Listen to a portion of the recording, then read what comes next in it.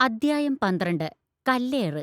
ദൈവത്തിൽ നിന്നും ലഭിക്കുന്ന കല്ലേറുകൾ, അതായത് കഷ്ടപ്പാടുകൾ, വേദനകൾ, തിരിച്ചറിയാതെ കയ്യിൽ സൂക്ഷിക്കുക. ഒരു രാത്രി ഒരു വീട്ടിൽ ജനലിൽ ഭയങ്കര കല്ലേറ്.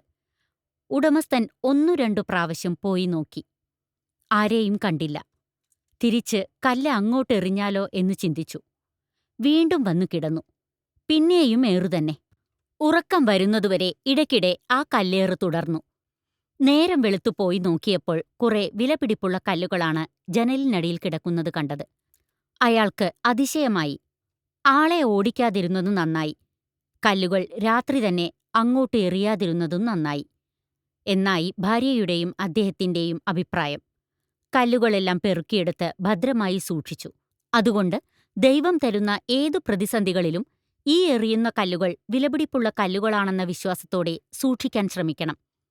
തിരിച്ചു തന്നവർക്ക് എറിഞ്ഞുകൊടുത്താൽ കിട്ടിയ കല്ലുകൾ നഷ്ടപ്പെടും. അതുകൊണ്ട് കഷ്ടങ്ങളും ദുഃഖങ്ങളും നിരപരാധിത്വങ്ങളും കുറ്റങ്ങളും ഏഷണികളുമെല്ലാം രത്നക്കല്ലുകളായി സൂക്ഷിക്കുവിൻ. എല്ലാം ഉള്ളിലുണ്ട്, മിണ്ടിക്കൂടാ എന്ന അവസ്ഥയാണ്.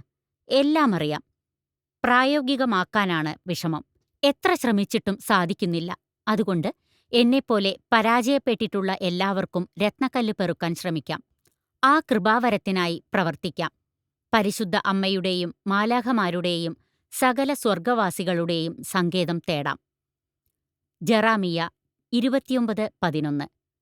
കർത്താവ് പറയുന്നു, നിങ്ങളെപ്പറ്റിയുള്ള പദ്ധതി എന്റെ മനസ്സിലുണ്ട്. നിങ്ങളുടെ നാശത്തിനു വേണ്ടിയല്ല, നിങ്ങളുടെ ക്ഷേമത്തിനു വേണ്ടിയുള്ളതാണ്. നിങ്ങൾക്ക് ശുഭമായ ഭാവിയും പ്രത്യാശയും നൽകുന്ന പദ്ധതി.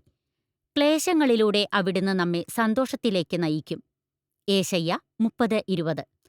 കർത്താവ് നിനക്ക് കഷ്ടതയുടെ അപ്പവും ക്ലേശത്തിന്റെ ജലവും തന്നാലും നിന്റെ ഗുരു നിന്നിൽ നിന്നും മറഞ്ഞിരിക്കുകയില്ല. അവിടുത്തെ സ്നേഹം കവിഞ്ഞൊഴുകുന്ന സ്നേഹമാണ്. റോമ 8:28. ദൈവത്തെ സ്നേഹിക്കുന്നവർക്ക്, അവിടുത്തെ പദ്ധതി അനുസരിച്ച് ജീവിക്കുന്നവർക്ക് അവിടുന്ന് സകലതും നന്മയ്ക്കായി പരിണമിപ്പിക്കുന്നു. കഷ്ടതകളുടെ കല്ലേറുകൾ രത്നങ്ങളാക്കി മാറ്റുവിൻ.